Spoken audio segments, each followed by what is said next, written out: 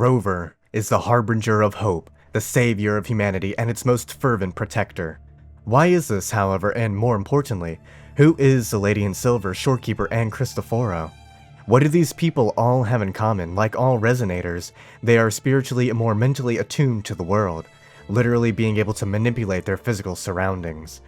Allow me to lay this list out for you all, and then explain them one at a time. Rover as the Self, Shorekeeper as the Anima, Cristoforo as the Shadow, the Lady in Silver as the Great Mother, and Schwarzlock as the Senex, and of course Abraxas as the Cycle. This seems like a strange list of characters outside of Abraxas, Shorekeeper, Rover, and possibly the Lady in Silver. The other inclusions seem rather strange, I'll admit, so we will start with Rover, and we will uncover Rover's true role, and in addition what the others say about Rover, and what they all together combined say about Solaris itself. The Rover is the Self, and I've gone over this in multiple of my other videos using Jungian analysis, but to recap, the Rover is essentially the beginning, the harbinger of hope, the start of life. He is light. He is the totality of the player, because this game only starts when you pick male or female Rover. They are the initiator of individuation, which brings about free will, aka the start of truly living life.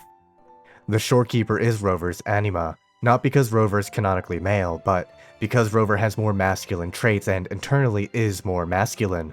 The Shorekeeper is Rover's guide, always there to help him in the hardest moment, but also needing in her own way. The two of them love each other, and when together are more whole and complete. Without Shorekeeper's aid in Septimont, it's likely Verguna would have fallen, and this may have empowered Leviathan too much for them to defeat. After all, they were all defeated and sent into the Dark Tide to begin with. Shorekeeper is Rover's life, always there at the Black Shores, his home, much like how your soul is always waiting and ready for your return. Cristoforo is the Shadow. They want the same thing Rover does, and Cristoforo even wants Rover to hold his book and quill and write the victory over the Lament. In other words, it is integration. However, the Shadow is also hidden traits, projections, and reveals someone's true self. Rover, we know, acts rather humble, but they do have this hero complex, this sense of I must, which, if negatively applied, becomes narcissism rather than heroism. Cristoforo, in addition, does opposites. He manipulates people and helps them silently. He creates scenarios people must suffer through in order to reach wholeness, thus being an initiator of individuation himself. The Shadow is not evil, but, to your ego, it is undoubtedly cruel. And the Lady in Silver is the Great Mother, the one who presides over time, a concept of transformation and enlightenment, and this can take the presence of wisdom, compassion, and protection, or as seduction, possession, and devouring natures. She is the source of all life and death, the mother of Rover and Schwarzlock. This is not necessarily a relationship with your mother, but rather with your life itself. We see that she has many symbolic references to wisdom and enlightenment, the gem and lotus flower especially. She has a simple tacit mark at her neck. If fortes are where power comes from, then this is symbolic of her love for humanity, and her sending Rover with a sorrowful glance is her way of helping and reaching out to us.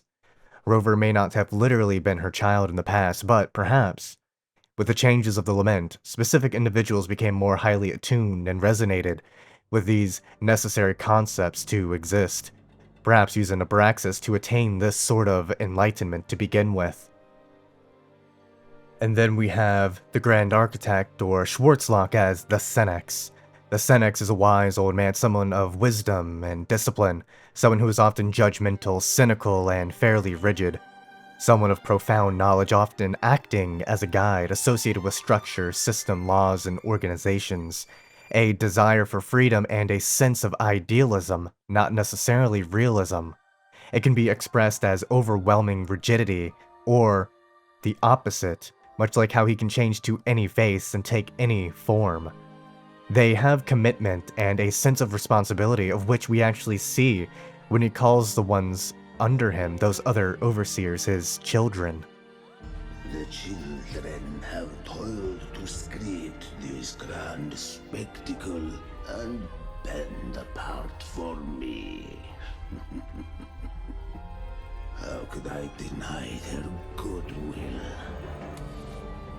And in addition to this, one can apply his 1,000 faces to the grand architect of the universe from the Freemasons. Essentially, one of the ideas is that all of the gods that everyone believes in are the grand architect himself, showing up to them in some way. This is consistent in how he portrays himself as a savior to others, offering them great wisdom, knowledge, and judgment, but if you were to take this negatively and invert it, it would be manipulation for his benefit rather than offering salvation. Abraxas as the cycle, this one is self-explanatory as, well, that's what Abraxas is. The totality of everything between the psychic and material, the supreme ruler of the material, which naturally represents itself as the concept of infinity, space, and zero. For more information on Abraxas specifically, check out my video explaining what and who Abraxas is. This would also naturally make the Lament the concept of not necessarily endings, but a manifestation of negativity from humanity, which has been proven to be objectively true in Wuthering Waves. Human emotions channeled through the Lament created these Threnodians and tacit discords. While you may not agree with me when I claim the Lament was born from a psychological phenomena, we have to look at the objective inspirations from Gnosticism and Carl Jung to see that there are undoubtedly parallels between the game and those two mentioned inspirations, with several quotes from biblical sources such as Dante's Inferno, the Holy Bible, as well as quotes from Carl Jung's The Red Book and Ion.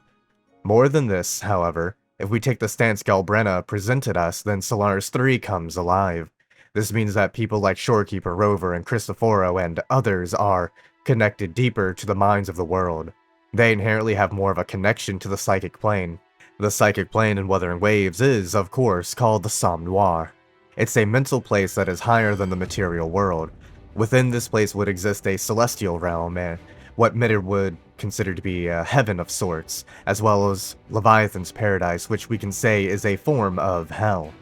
This could also take the form of a sonarosphere, as, if you think about it, a memory is like a sonarosphere already.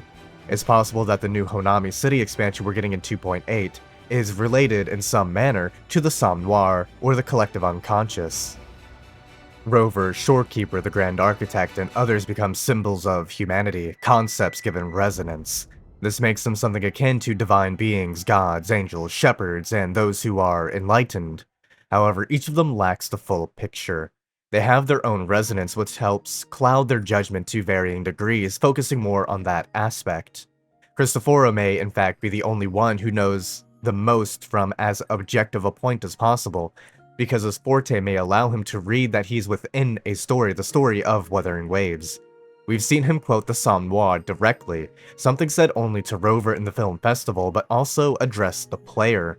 After all, it's the stories that sink deepest into the mire that stir the heart most, don't you think? However, the Lady in Silver may also be close, not too far behind Cristoforo, as Cristoforo may know what is to come, but the Lady in Silver believes what will come. They have a slightly different understanding of the future. That is why Rover was given what he was given and lost what he lost, as a chance to break humanity free. Rover, as a harbinger of freedom, can't truly be killed. This is likely why Cristoforo wrote it so Rover would not die and Leviathan would still be defeated, as, of course, Cristoforo and Rover want the exact same thing.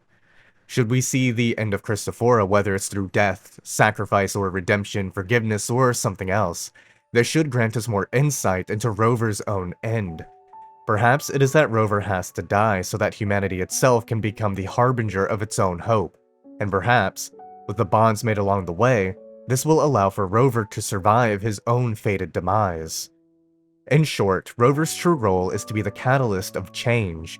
Despite his manipulation of time to slow things down, he is able to walk freely through stop time and continue his own journey, because he is the initiator of change, of individuation, of light. The Solaris itself may be a reflection of not necessarily humanity, but of what happens if you take humanity and turn it into a person. Perhaps a reflection of Rover, or of someone Rover once knew. Similar to a dream, but not quite the same. I may sound like a conspiracy theorist when I say this, but how many coincidences are necessary for someone to believe that something, perhaps, may in fact be true? Rover may not be the one who is destined to be the savior of humanity, but Rover will be the person who finds them, and allows them to prosper so that humanity may become saved. Rover cannot do it alone, nor can he just do it with only Shorekeeper. There's a missing piece to Rover's life, some other individual who is missing, and this person, a person who Rover can bring light to in order to have the flower blossom, or perhaps it is Rover who is the flower, and someone must give him water to prosper. If we look at Rover as a flower, Shorekeeper as the butterfly, Solaris as the soil, or perhaps it is his friends who are the soil, then the one thing Rover is missing is water. Water that has been coalesced into waves that are wuthering. Water that perhaps may be holding someone or something that Rover needs. Perhaps it is in these waves that humanity itself resides, and the one thing Rover needs to do is drink from the font of humanity to restore his humanity. And this has already been accomplished by sacrificing his memories and forming new bonds and exploring life anew. Rover is both savior and catalyst. The one person Rover needed was himself. But not just himself as himself, the version of him that other people see, the version of him that they hold as an ideal, a version of him that he can look up to, his future self. And what better way to become this version of yourself than to sacrifice your memories to begin life anew, in order to bring this future version of yourself into reality, so that you can save yourself.